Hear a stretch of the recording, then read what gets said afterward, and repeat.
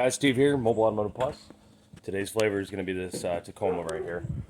Customer called me out actually for a separate vehicle and said that she's got a bunch of projects that she needs done and she needs somebody reliable to go and help her out with her project. So, case be told on this one is we have a failed AC compressor. What's happened is the internals of it have gone bad, shooting metal through the whole system, ruining the whole system. So, we are going to swap it out today. We got a new condenser with the dryer built into it, new compressor, expansion valve, oil, everything that she needs to get this rig up and going.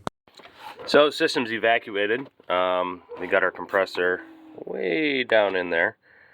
It's gonna be a little bit of bear to get, but we should be able to get her the task accomplished.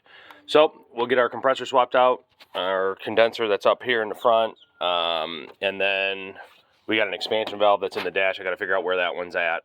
That being said, we're gonna get to work. Alrighty, so we got grill, top engine cover, beauty cover that goes over the radiator right here. All that's removed.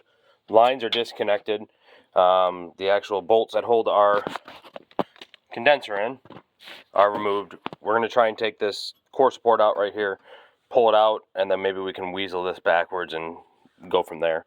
But I was looking at this, and man, that is nasty.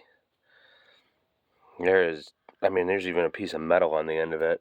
Yeah, this thing is gross on the inside of it. Good thing we're getting it flushed out. That was a lot more invasive than it needed to be. Got her out though. Look at all this hardware I got to even just get to that. Wow. But she's out. Let's get the new one back in. When it comes to doing any kind of job, a lot of times you can look up a TSB or a repair manual to come through and figure out what you actually need to get the job accomplished. Now, seeing as our AC compressor's down there, I got to be able to get it out of there. So with that being said, I don't think I can get to it from the below. So what I'm going to do is I already got the radiator basically removed. You got to just disconnect a couple hoses. I'm going to get this out of here, and that'll give me a lot more access to go and get this AC compressor out. Might even just leave the condenser out and slide it out through here. But we'll get her taken care of. So as you can see, the radiator is basically removed. I got the hoses and everything disconnected. Fan clutch is disconnected. So once it's done leaking down, I'll yank the radiator out, and we'll have a bunch of access in here to get that compressor out of there. Out. Going a little bit above and beyond for this one, but sometimes the hard way is the easy way. So as you can see, our compressor's down there. Let's get her out. So we got our compressor sitting right here. There's a couple lines that go into it, and then 3 or 4 bolts. You can see one there, and one in the back there, and then the electrical connector that actually powers our clutch. So let's get some stuff disconnected. Hey guys, she is out. A lot more of a fiasco to get this damn thing out than some of them, but as you can see, this thing is just smoked on the inside of it. All right, let's get our, we're gonna get our new compressor filled with oil and slap it back in. All right, compressor's up in there. We put a little bit of oil in the compressor, spun the clutch around, but what I'm actually gonna do is once I get my line hooked up, I will actually fill from up here and let the oil go down in there so it doesn't leak all over the place. A little bit above beyond, we're actually flushing these lines out. They're covered in metal. We got our lines to go into the firewall, orifice tube, and then our expansion valves down here, which we're taking out right now. New one sitting right there on the battery. So we're gonna get that swapped out, and then it'll be back to assembly on everything.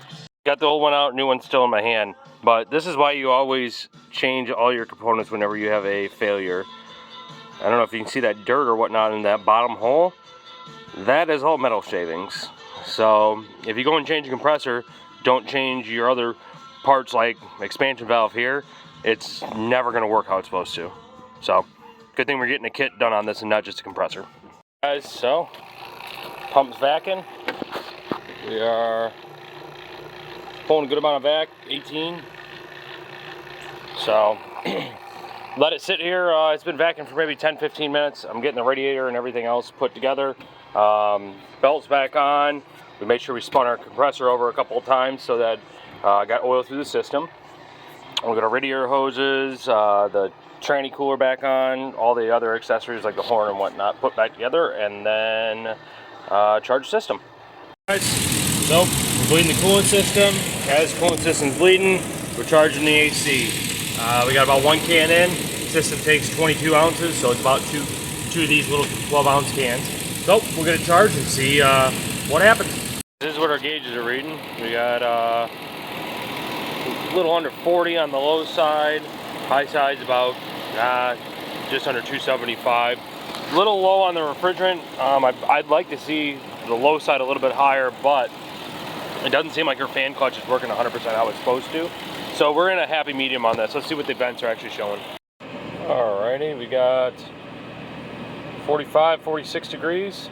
Guys, that's gonna do it for this one. If you need help like this, give us a shout. We'll help you out. Hope you guys have a wonderful weekend.